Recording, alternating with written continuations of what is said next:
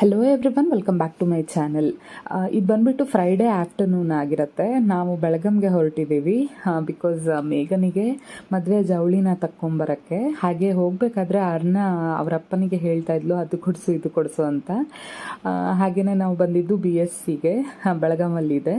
ಅಲ್ಲಿ ಬಂದು ನೋಡ್ತಾ ಇದ್ರೆ ನಿಜವಾಗ್ಲೂ ಹೇಳ್ತೀನಿ, ಒಂದಕ್ಕಿಂತ ಒಂದು ಒಳ್ಳೊಳ್ಳೆ ಕಲೆಕ್ಷನ್ ಇತ್ತು. ನಮಗಂತೂ ತಲೆನೇ ಕೆಟ್ಟು ಹೋಯಿತು, ಯಾವ್ದು ತೊಗೊಳ್ಬೇಕು ಯಾವ್ದು ಬಿಡಬೇಕು ಅಂತಲೇ ಗೊತ್ತಾಗಿಲ್ಲ.